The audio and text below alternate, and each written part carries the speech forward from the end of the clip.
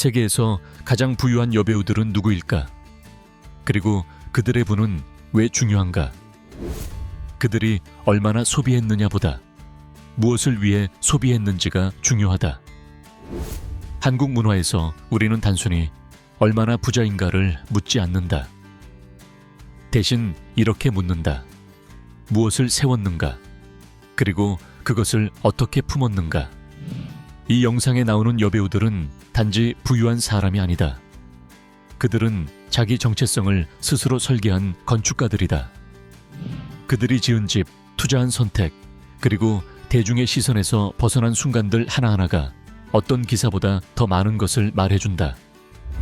어떤 이들은 자신만의 회사를 세워 수백만 명에게 서비스를 제공한다.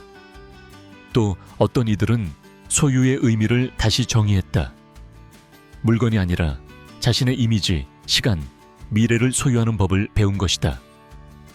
그들을 구별짓는 건 순자산이 아니라 의도다. 제시카 알바는 단순한 명성에 멈추지 않았다. 그녀는 The Honest Company를 통해 웰빙 산업의 제국을 세웠다. 리즈 위더스푼은 스태서 프로듀서로 전환해 이제는 헐리우드가 어떤 이야기를 전달할지를 통제하는 인물이다. 빅토리아 프린서플은 연기를 떠나 타인과 자신의 치유를 위한 투자에 집중했다. 그들의 삶은 한국 철학에서 깊이 중시하는 가치들을 반영한다. 조용한 힘, 사려 깊은 유산, 그리고 진정한 권력은 시끄럽지 않고 오래 간다는 믿음. 이 이야기는 단지 누가 무엇을 소유했는가의 목록이 아니다. 명성만으로 규정되기를 거부한 여성들이 부를 어떻게 의미로 바꿨는지를 탐구하는 기록이다. 그러니 우리는 레드카펫이 아니라 그들이 스스로 디자인한 공간에서 시작한다. 박수가 아닌 침묵 속에서 내려진 결정들로부터 출발한다.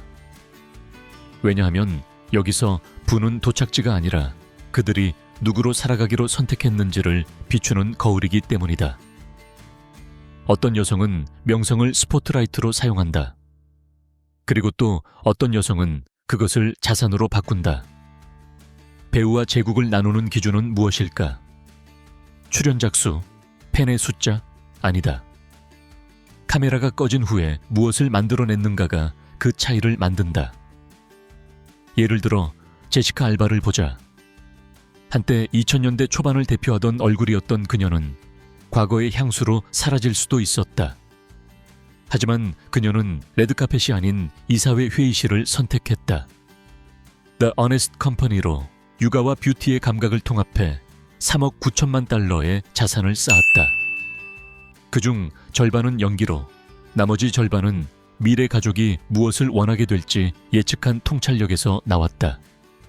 그녀를 지탱한 것은 명성이 아니라 예지력이었다. 그리고 빅토리아 프린서플. 많은 이들이 그녀를 드라마의 배우로 기억하지만 사실 그녀는 조용히 스킨케어 제국을 세운 인물이다. 그녀의 브랜드 프린시펄 시크릿은 매출 15억 달러 이상을 기록했고 그녀는 조용히 회사를 매각했다. 광고도 대대적인 발표도 없이 60대에 이르러 그녀는 더 이상 명성을 좇지 않았다. 그녀가 선택한 건 독립이었다. 그녀의 유산은 단지 부가 아니라 지속성이다. 마지막은 리즈 위더스푼. 전 세계 관객에게 사랑받는 이름이지만 많은 이들이 잊고 있는 건 그녀의 두 번째 막이다. 프로듀서, 스튜디오 창립자, 전략적 협상가. 더 모닝쇼 한 회당 출연료가 125만 달러였지만 진짜 권력은 무대 뒤에서 그녀가 체결한 소유 계약에 있었다. 한국에서 중요하게 여기는 지속성. 바로 그것을 리즈는 완벽히 구현했다. 이 여성들은 헐리우드를 목적지로 보지 않았다. 도약대로 삼았다. 그들은 알고 있었다. 명성은 사라진다. 그러나 지분은 남는다. 그래서 그들은 시나리오를 바꿨다. 고용당하는 사람이 아니라 고용하는 사람으로. 브랜드를 홍보하는 사람이 아니라 브랜드 자체가 되는 사람으로. 결국 이 여성들은 우리에게 말한다.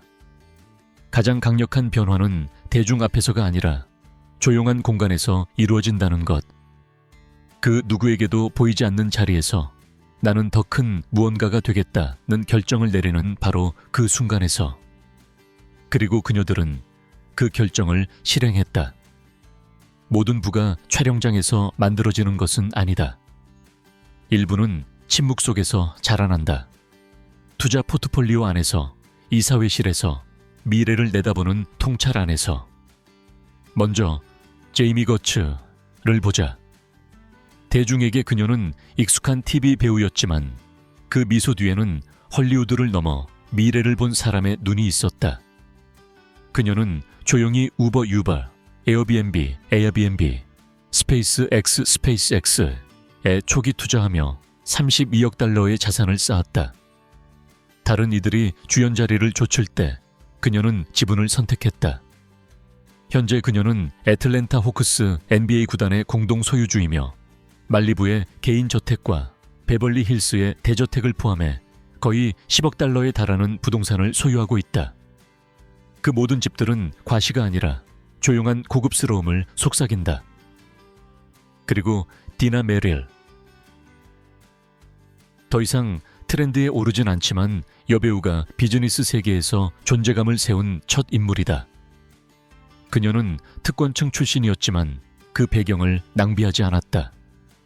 당시 여성조차 출입이 어려웠던 이사회에 진입해 리먼 브라더스, 질레트, 퀘이커 오츠의 이사를 맡았다. 2017년 그녀가 세상을 떠났을 때 자산은 50억 달러를 넘겼다.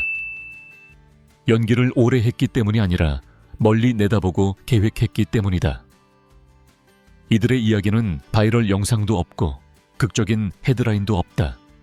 단지 조용하고 꾸준한 선택들이 서서히 복리처럼 쌓여간 결과일 뿐이다. 진짜 권력은 주목을 피한다. 한국 철학에서 말하는 내공, 내이공, 내면의 힘, 가장 깊은 경지의 숙련이다. 이 여성들이 바로 그 내공을 구현하고 있다. 그들의 저택, 요트, 자산이 그들을 정의하지 않는다. 그들을 정의하는 것은 단 하나. 그들은 명성을 좇지 않았다. 그것을 전환시켰다. 세상이 연기를 박수칠 때 그녀들은 무대 밖에서 감당할 수 없는 부를 조용히 쌓고 있었다. 집은 단순한 주거 공간이 아니다. 지위 있는 여성에게 집은 거울이다. 그녀의 취향, 역사, 그리고 침묵 속에서 내린 결정들을 비춘다. 집은 말보다 더 많은 것을 말해준다. 창문의 배치, 아침 햇살이 바닥을 스치는 각도, 이 모든 것이 의도다. 세계에서 가장 부유한 여배우들에게 부동산은 전시가 아니다. 선원이다. 벨에어. 언덕 아래 오래된 나무들 사이에는 조용한 저택이 있다. 제니퍼 애니스톤. 이 선택한 공간이다. 2천만 달러에 구입한 이 집은 크기만이 아니라 구성과 균형으로 존재한다. 돌길, 미드센트리 디자인, 잔잔한 선정원이 어우러진 공간은 웰니스 센터 같은 안식처로 느껴진다. 수십 년간 대중의 시선 속에서 살아온 그녀가 선택한 건 침묵 속의 호사다. 이 집은 화려함이 아니라 회복을 위해 설계된 공간. 그것이 곧 힘이다. 언덕 아래로 내려가면 산드라 블럭의 부동산 포트폴리오가 별자리처럼 펼쳐진다. 캘리포니아와 텍사스에 걸쳐 12개 이상의 부동산은 그녀의 삶의 축이다. 천주원 여급 20만 달러에 달하는 베벌리 힐스의 집은 공간이 아니라 리듬이다. 정돈된 기하학, 차분한 색감은 따뜻함으로 커리어를 쌓고도 스튜디오를 강하게 통제하는 여성의 이중성을 반영한다. 이 집은 시끄럽지 않다. 움직이는 안정성의 상징이다. 바로 그녀처럼. 뉴욕에서는 이름 없는 우아함 사이에 400만 달러짜리 아파트가 있다. 스칼렛 요한슨, 이 자신의 안식을 조각한 곳이다. 간결한 인테리어, 방음 처리된 공간, 부드러운 조명. 이 집은 세상의 침입에 대한 해답이다. 그녀의 로스펠리츠 저택 역시 같은 메시지를 전한다. 프라이버시는 약점이 아니다. 저항이다. 세상이 과도하게 노출되는 시대에 그녀는 자신을 보호하는 조용한 요새를 만든다. 이 공간들은 손님을 위한 것이 아니라 내면의 평화를 위한 집이다. 줄리아 로버츠는 그 누구보다 집을 절제의 상징으로 사용한다. 맨해튼 아파트는 세련되고 단정하다. 뉴멕시코의 목장은 외딴 곳에 위치한 자연과의 연결이다. 샌프란시스코의 830만 달러 저택은 빅토리아풍의 매력과 현대적 고요함을 동시에 담는다. 그리고 그녀가 선택한 자동차, 토요타 프리우스, 그 선택이 완성하는 초상이다. 단순함은 부족함이 아니라 조용한 신념이다. 자신을 증명하려 하지 않는 부. 외부에서는 이 부동산들이 트로피처럼 보일 수 있다. 그러나 그녀들에게 이 집들은 자기 성찰의 반영이다. 과시가 아니라 의도에서 탄생한 공간. 진정한 럭셔리는 보여주길 요구하지 않는다. 이해되기를 기다릴 뿐이다. 진정한 부는 결코 요란하지 않다. 그것은 머무른다. 손목에 걸린 시계의 곡선, 해질녘 자동차 실루엣의 흐름, 선물 받은 것이 아닌 스스로 고른 귀걸이의 조용한 반짝임 속에 한국의 미학에서는 아름다움이 과잉이 아니라 절제에 있다. 그리고 불을 완성한 여배우들은 알고 있다. 럭셔리는 모으는 것이 아니라 선별하는 것이라는 사실을. 줄리아 루이스 드레이퍼스, 줄리아 루이스 드레이푸스는 레드카펫이 아니라 정확성으로 이야기를 만든다. 그녀는 7대의 자동차를 소유하고 있지만 그 어떤 것도 과하지 않다. 테슬라 모델 S, 메르세데스 E클래스, 실용적이고 효율적이며 땅에 발을 딛고 있다. 그러나 그녀의 몬테시토 차고 안에 숨겨진 한 대의 차는 다르다. 제임스 본드 영화에 등장했던 에스턴 마틴 DB5, 시가 125만 달러. 이 차는 제리 사인펠드가 그녀에게 선물한 것이다. 지위의 상징이 아니라 예술가 간의 유산으로. 그녀는 이 차를 뽐내지 않는다. 지켜낸다. 데미 무어. 또한 디테일로 자신의 이야기를 들려준다. 그녀의 자동차에는 람보르기니 우루스와 1967년식 빈티지 머스탱이 포함된다. 단지 탈 것이 아닌 기억이다. 머스탱은 45만 달러 이상의 가치로 하나의 시대와 한 여성이 지나온 시간을 반영한다. 옷장에는 3,000달러에서 8,000달러에 이르는 드레스들이 줄지어 있다. 그러나 그것은 과시의 갤러리가 아니다. 공적 시선 속에서 살아낸 수십 년을 보여주는 지도다. 각 드레스는 생존과 재창조의 또 다른 장이다. 그리고 제니퍼 로렌스. 그녀의 힘은 소음이 아니라 단 하나의 강렬한 순간에 있다. 2013년 아카데미 시상식에서 입은 400만 달러짜리 디올 꾸띠르 드레스. 건축적인 실루엣, 부드럽고 취약한 곡선. 이것은 단순한 옷이 아니었다. 선언이었다. 22세의 그녀는 인정을 구하려 무대에 선 것이 아니라 세상에 이렇게 말한 것이다. 나는 여기에 있다. 스칼렛 요한슨은 더 조용한 길을 선택한다. 그녀의 자동차는 메르세데스 벤츠 SLS, 아우디 Q7. 성능과 우아함이 조화를 이루는 유럽적인 선택들이다. 이 차량들은 눈길을 끌기 위해서가 아니라 정확성을 위해 선택된 것이다. 마치 그녀의 커리어처럼. 한국에서는 이를 감각, 간죄계이라 부른다.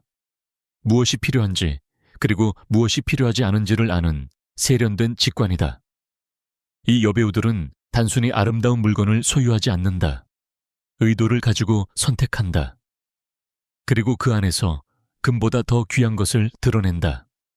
분별력, 진짜 럭셔리는 무엇을 입었는가에 있지 않다. 더 이상 증명할 필요조차 느끼지 않는 것 속에 있다. 일부 여배우는 단지 부를 얻는데 그치지 않는다. 그 부를 견뎌낸다. 그녀들의 자산은 단지 재정적이지 않다. 상징적이다. 제인 폰다는 85세에도 여전히 일하고 있다. 2억 1천만 달러의 자산에는 300만 달러 상당의 빈티지 페라리 275 GTB도 포함된다. 과시가 아닌 유산을 위한 것이다. LA, 산타모니카, 뉴멕시코의 부동산들은 지위가 아닌 삶의 이정표다. 그녀가 쌓은 것은 커리어가 아니라 목적 있는 평생의 재창조였다. 샤를리즈 테론은 안전한 선택을 하지 않았다. 그녀는 복잡함을 선택했다. 1억 8천만 달러의 자산은 바로 그 용기를 반영한다.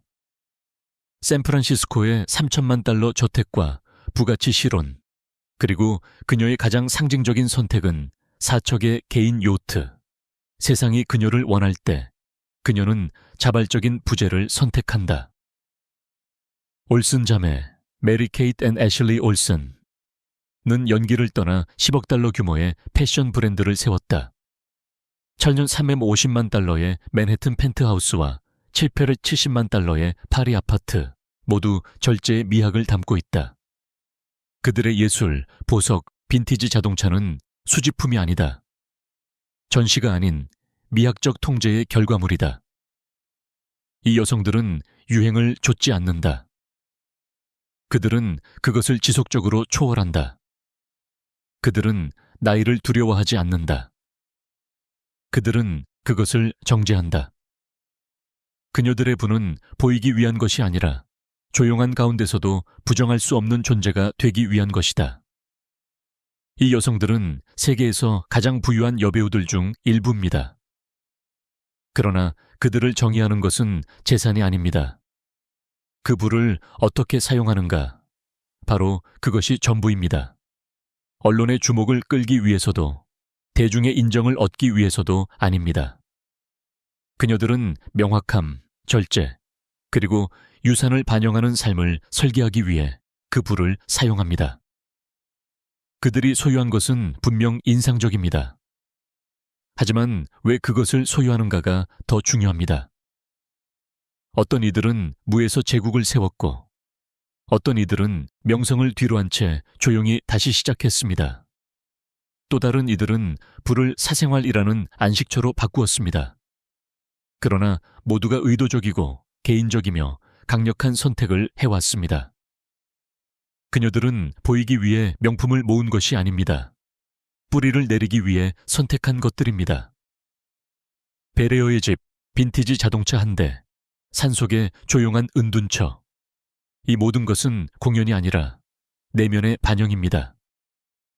한국의 가치에서 조용한 선택이 가장 강한 신념을 드러냅니다. 이 여배우들은 우리에게 상기시켜줍니다. 목적을 갖고 얻은 부는 단순한 돈 그 이상이라는 것을. 그것은 곧 자기 서명의 방식이 됩니다. 그녀들은 성공을 보이는 것으로 정의하지 않습니다. 그녀들은 자유로 그것을 측정합니다. 거절할 수 있는 자유, 떠날 수 있는 자유, 소리 없이 새롭게 지어낼 수 있는 자유. 그리고 우리에게 남는 교훈은 분명합니다. 부는 단순한 숫자가 아닙니다. 그것은 방향입니다. 무엇을 붙잡고 무엇을 놓아줄지 선택하는 힘입니다. 남을 감탄시키기 위해서가 아니라 진정으로 중요한 것을 지키기 위해서. 그녀들의 이야기가 우리 마음에 오래 남는 이유는 그들이 무엇을 가졌는가 때문이 아니라 세상을 어떻게 살아냈는가 때문입니다. 후회 없이 분명하게, 그리고 언제나 스스로를 통제하며. 이것이 사라지지 않는 부의 형태입니다. 이것이 진정 오래가는 것입니다.